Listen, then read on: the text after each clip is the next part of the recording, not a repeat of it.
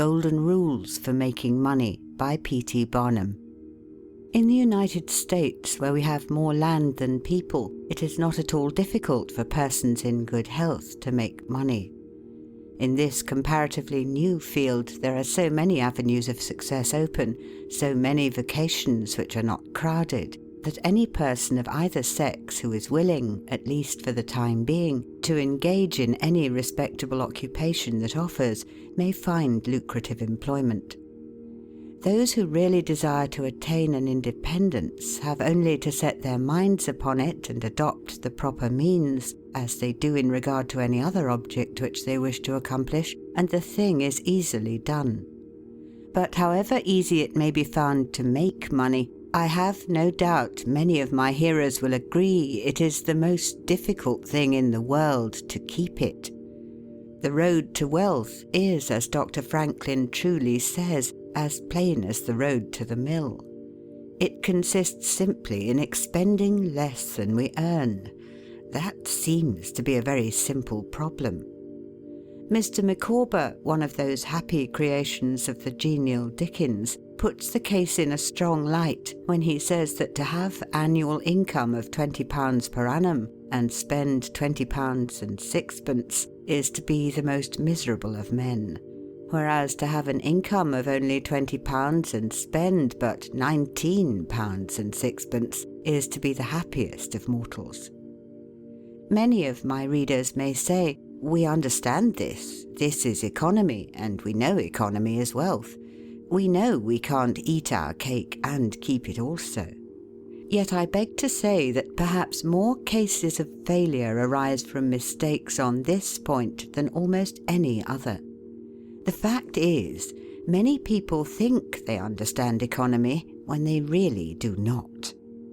True economy is misapprehended, and people go through life without properly comprehending what that principle is. One says, "I have an income of so much, and here is my neighbour who has the same. Yet every year he gets something ahead and I fall short. Why is it? I know all about economy." He thinks he does, but he does not. There are men who think that economy consists in saving cheese parings and candle ends, in cutting off 2p from the laundress bill, and doing all sorts of little mean, dirty things. Economy is not meanness. The misfortune is also that this class of persons let their economy apply in only one direction. They fancy they are so wonderfully economical in saving a halfpenny when they ought to spend 2p that they think they can afford to squander in other directions. A few years ago, before kerosene oil was discovered or thought of, one might stop overnight at almost any farmer's house in the agricultural districts and get a very good supper.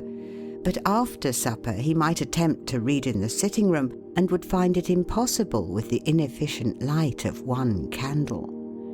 The hostess, seeing his dilemma, would say, "It is rather difficult to read here evenings. The proverb says you must have a ship at sea in order to be able to burn 2 candles at once. We never have an extra candle except on extra occasions."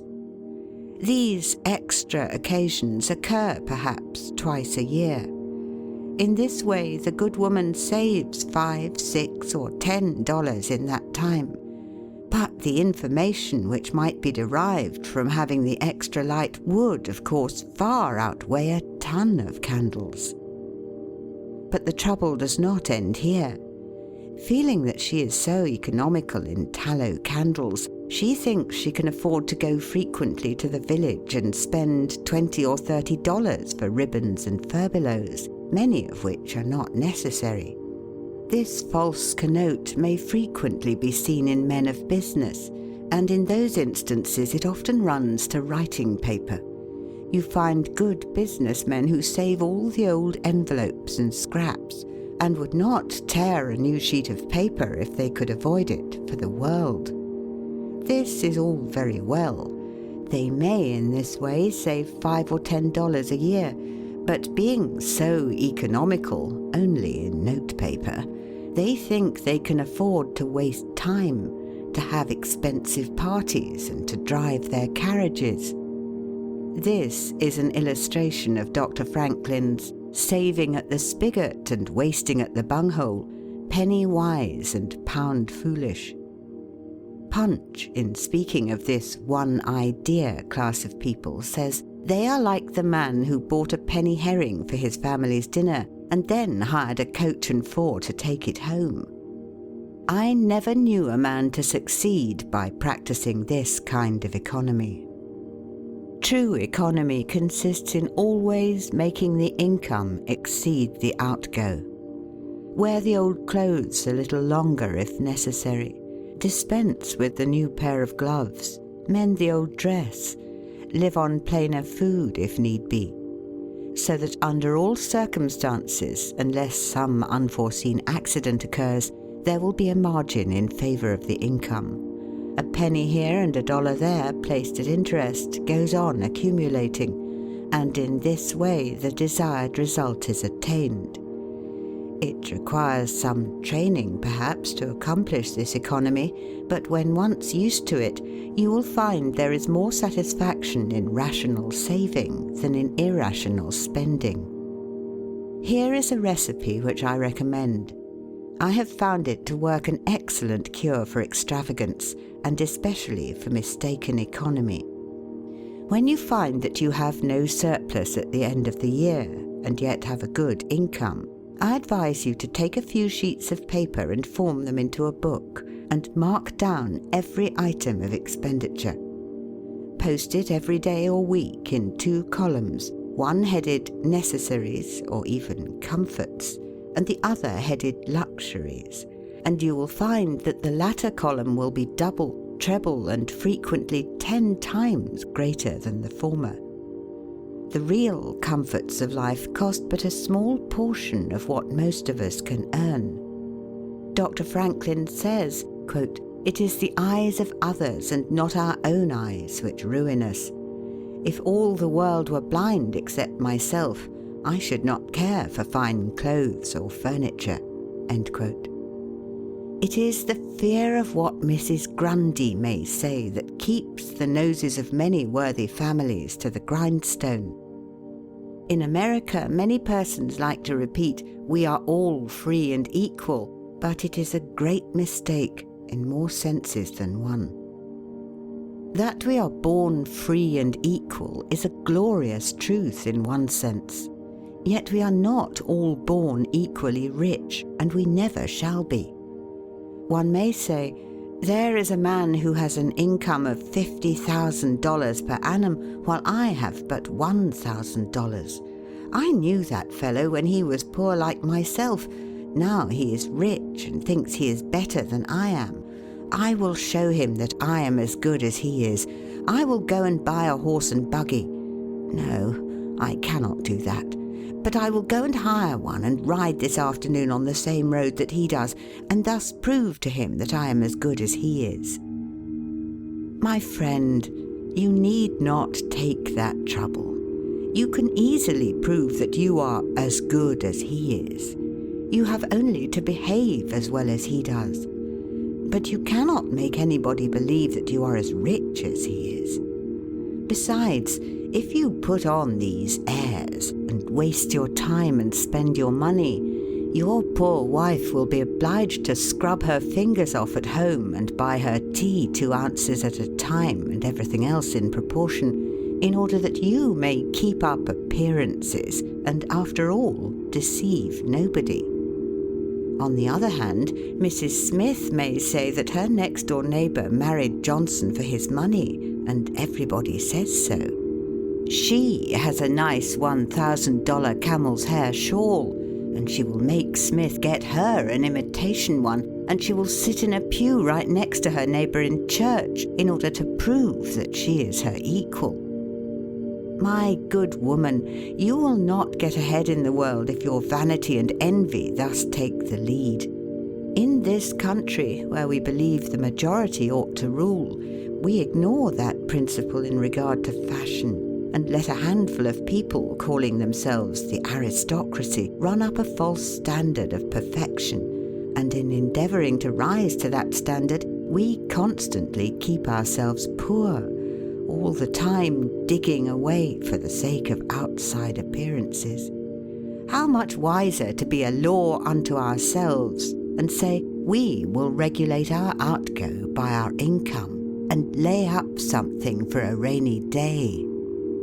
People ought to be as sensible on the subject of money getting as on any other subject.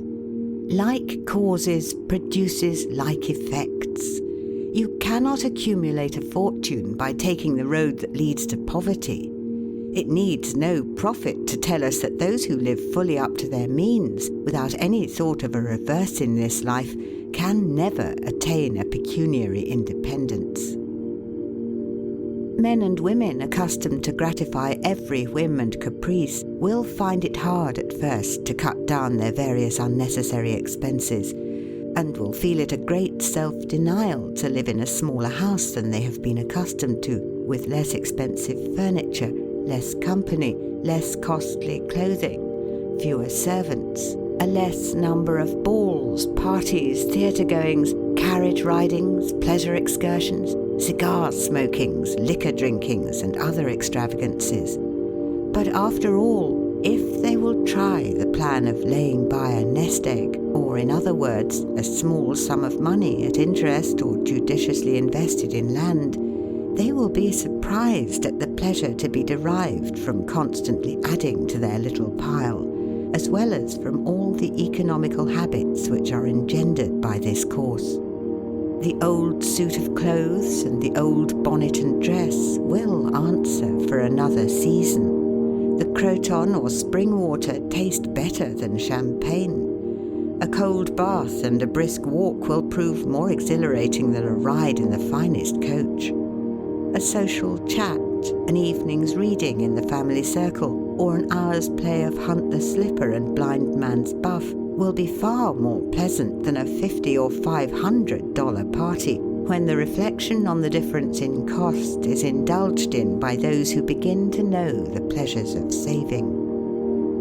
Thousands of men are kept poor, and tens of thousands are made so after they have acquired quite sufficient to support them well through life, in consequence of laying their plans of living on too broad a platform. Some families expend $20,000 per annum, and some much more, and would scarcely know how to live on less, while others secure more solid enjoyment frequently on a 20th part of that amount. Prosperity is a more severe ordeal than adversity, especially sudden prosperity. Easy come, easy go is an old and true proverb.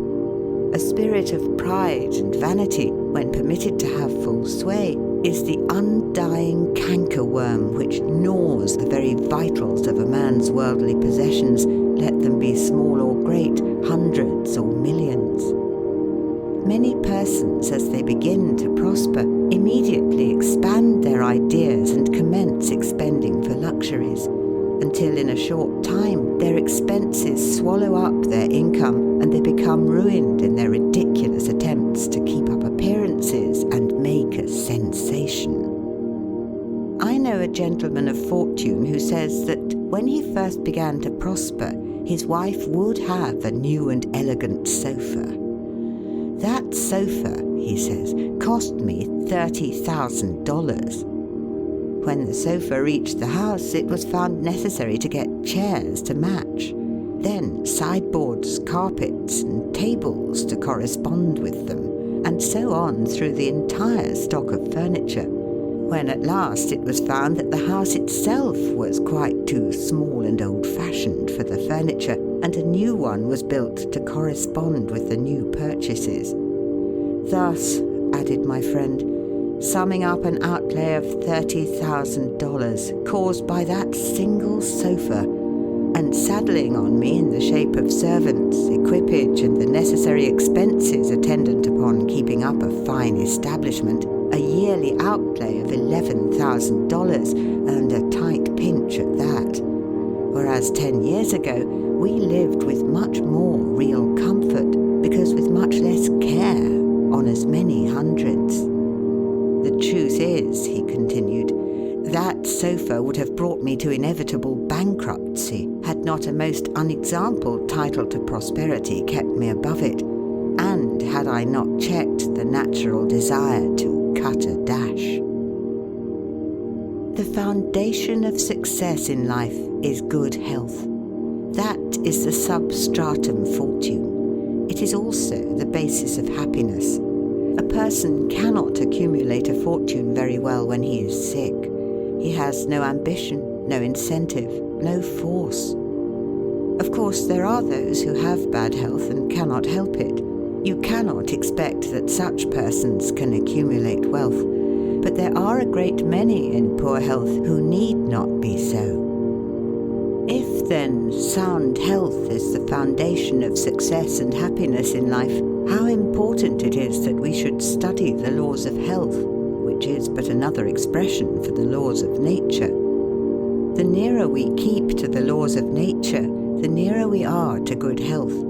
And yet how many persons there are who pay no attention to natural laws, but absolutely transgress them, even against their own natural inclination.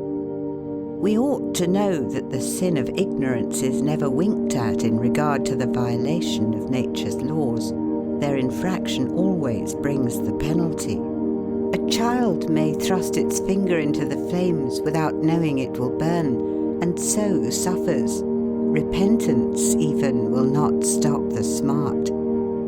Many of our ancestors knew very little about the principle of ventilation. They did not know much about oxygen, whatever other gin they might have been acquainted with, and consequently they built their houses with little 7 by 9 feet bedrooms, and these good old pious Puritans would lock themselves up in one of these cells, say their prayers and go to bed.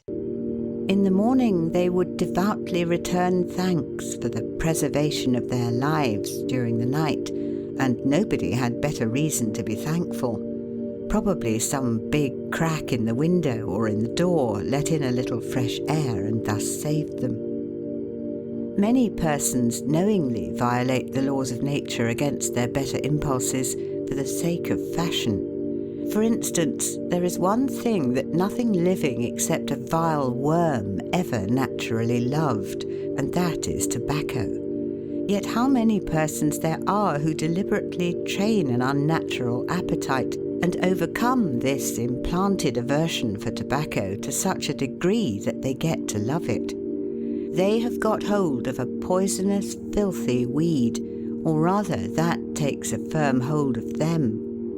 Here are married men who run about spitting tobacco juice on the carpet and floors, and sometimes even upon their wives besides. They do not kick their wives out of doors like drunken men, but their wives, I have no doubt, often wish they were outside of the house. Another perilous feature is that this artificial appetite, like jealousy, grows by what it feeds on. When you love that which is unnatural, a stronger appetite is created for the hurtful thing than the natural desire for what is harmless. There is an old proverb which says that habit is second nature, but an artificial habit is stronger than nature. Take, for instance, an old tobacco chewer. His love for the quid is stronger than his love for any particular kind of food. He can give up roast beef easier than give up the weed. Young lads regret that they are not men. They would like to go to bed boys and wake up men. And to accomplish this, they copy the bad habits of their seniors. Little Tommy and Johnny see their fathers or uncles smoke a pipe, and they say, "If I could only do that, I would be a man too. Uncle John has gone out and left his pipe of tobacco. Let us try it." They take a match and light it and then puff away. "We will learn to smoke. Do you like it, Johnny?" That lad dolefully replies, "Not very much. It tastes bitter." By and by he grows pale, but he persists, and he soon offers up a sacrifice on the altar of fashion. But the boys stick to it and persevere until at last they conquer their natural appetites and become the victims of acquired tastes. speak by the book, for I have noticed its effects on myself, having gone so far as to smoke 10 or 15 cigars a day, although I have not used the weed during the last 14 years and never shall again. The more a man smokes, the more he craves smoking. The last cigar smoked simply excites the desire for another, and so on incessantly. Take the tobacco chewer. In the morning, when he gets up, he puts a quid in his mouth and keeps it there all day, never taking it out except to exchange it for a fresh one, or when he is going to eat. Oh yes, at intervals during the day and evening, many a chewer takes out the quid and holds it in his hand long enough to take a drink, and then pop it goes back again. This simply proves that the appetite for rum is even stronger than that for tobacco. When the tobacco chewer goes to your country seat and you show him your grapery and fruit house and the beauties of your garden, when you offer him some fresh ripe fruit and say, "My friend, I have got here the most delicious apples and pears and peaches and apricots. I have imported them from Spain, France and Italy. Just see those luscious grapes. There is nothing more delicious nor more healthy than ripe fruit. So help yourself. I want to see you delight yourself with these things." He will roll the dear quid under his tongue and answer, "No, I thank you, I have got tobacco in my mouth." His palate has become narcotized by the noxious weed, and he has lost in a great measure the delicate and enviable taste for fruits. This shows what expensive, useless and injurious habits men will get into. I speak from experience. I have smoked until I trembled like an aspen leaf, the blood rushed to my head, and I had a palpitation of the heart which I thought was heart disease, till I was almost killed with fright. When I consulted my physician, he said, "Break off tobacco using." I was not only injuring my health and spending a great deal of money, but I was setting a bad example. I obeyed his counsel. No young man in the world ever looked so beautiful as he thought he did behind a 15-cent cigar or a meerschaum. These remarks apply with tenfold force to the use of intoxicating drinks. To make money requires a clear brain. A man has got to see that 2 and 2 make 4. He must lay all his plans with reflection and forethought, and closely examine all the details and the ins and outs of business. As no man can succeed in business unless he has a brain to enable him to lay his plans, and reason to guide him in their execution, so no matter how bountifully a man may be blessed with intelligence, if the brain is muddled and his judgment warped by intoxicating drinks, it is impossible for him to carry on business successfully. How many good opportunities have passed, never to return, while a man was sipping a social glass with his friend? How many foolish bargains have been made under the influence of the nervine, which temporarily makes its victim think he is rich? How many important chances have been put off until tomorrow and then forever, because the wine cup has thrown the system into a state of lassitude, neutralizing the energies so essential to success in business. Verily, wine is a mocker. The use of intoxicating drinks as a beverage is as much an infatuation as is the smoking of opium by the Chinese, and the former is quite as destructive to the success of the businessman as the latter. It is an unmitigated evil, utterly indefensible in the light of philosophy, religion, or good sense. It is the parent of nearly every other evil in our country. End of section 1.